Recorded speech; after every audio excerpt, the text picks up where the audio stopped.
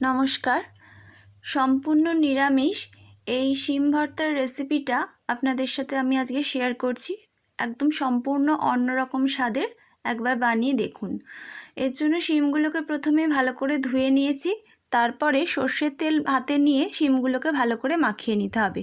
তারপর একটা জালির ওপর এরকম শিমগুলোকে পেতে পেতে দিতে হবে আর উল্টে পাল্টে দেবেন। দেখবেন যেন বেগুন পোড়ার সময় যেমন বেগুনটা পুরো পুড়ে যায়, শিমগুলো কিন্তু ওরকম পোড়ালে হবে না। এরকম গায়ে স্পট আসবে, একটু নরম হয়ে যাবে, তখনই শিমগুলোকে তুলে নেবেন। এরকমভাবে আমি সেকেন্ড লটে শিমগুলোকেও সাজিয়ে দিচ্ছি।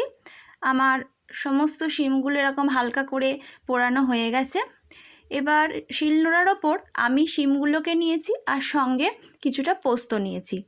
এই কাজটা আমি শিলনোড়ায় করছি, তার কারণটা হচ্ছে আমি একদম ফাইন পেস্ট চাইছি না। আপনারা কাজটা মিক্সিতেও করতে পারেন, সেক্ষেত্রে একটু হালকা হালকা করে চালিয়ে মিক্সিটাকে বন্ধ করে দেবেন, তাহলে পুরো ফাইন পেস্ট হবে না।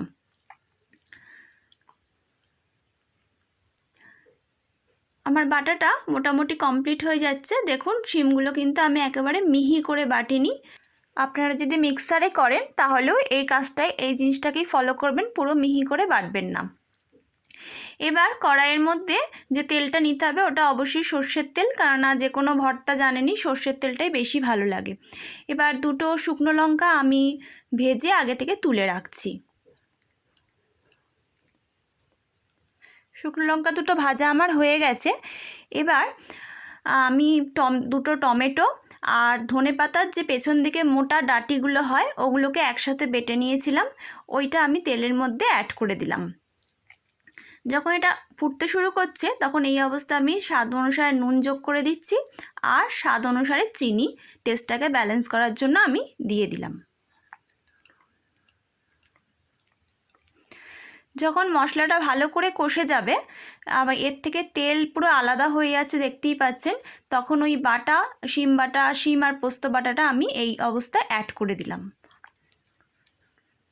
এটাকে ভালো করে কষতে হবে। কষতে কষতে দেখবেন শিমের কালারটাই পুরো চেঞ্জ হয়ে যাবে। আমি শিমটা বাটার সময় কোনো কাঁচা লঙ্কা বা শুকনো লঙ্কা বাটিনি, তাই জন্য এখানে একটু স্বাদ অনুসারে আমি লঙ্কা গুঁড়ো অ্যাড করে দিলাম। আর 2-4টে পাতা ধনে পাতা দিলেও হয়, না দিলে হয়, টোটালি অপশনাল। ভালো করে শিমটাকে কষিয়ে নেবেন যাতে একটুও জলভাব না থাকে। এবার ওপর থেকে আমি একটু কাঁচা সর্ষের তেল ছড়িয়ে গরম ভাতে আমি এই শিম ভর্তাটাকে পরিবেশন করলাম। Thank you for watching.